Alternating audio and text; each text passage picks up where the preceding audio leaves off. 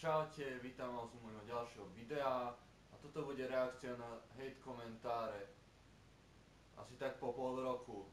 Druhá časť.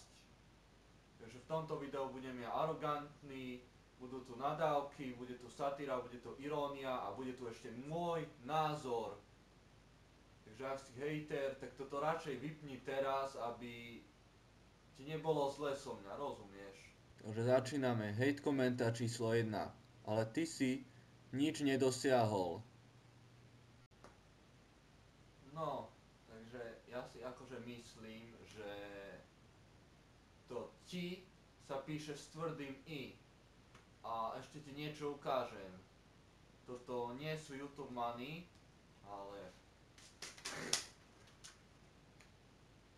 Druhý hate komentár. Ty si aj stúpal? A na YouTube? Dobre, ukážem ti moje štatistiky a uvidíš, či je to stúpanie. Takže tu vidíme moje štatistiky, je tu 137 791 zliadnutí a celkovo 135 dní a 22 hodín, to je koľko hodín a dní strávili nad mojimi videami. A tu vidíme stúpanie, 2106 zliadnutí za deň, toto bolo kvôli že nový 4018, tu je tiež ďalšie stúpanie, tu je tiež ďalšie stúpanie, toto som vydal dobré video. No a ak neviete čítať z grafu, tak asi nebudete rozumieť, že čo je to stúpanie, tak si to vygooglite. Tu máme ďalší skvelý hate komentár, ako vidíme, tak 43% slov z tejto vety sú nadávky, takže to je skvelá úroveň.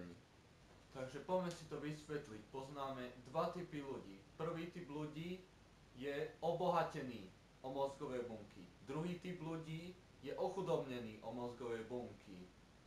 A teraz keď vidím takýto komentár, skoro každé druhé slovo je nadávka, tak si myslím, že tento človek patrí do skupiny ľudí, ktorí sú ochudobnení o mozgové bunky. Takže toto je už z tohto videjka všetko.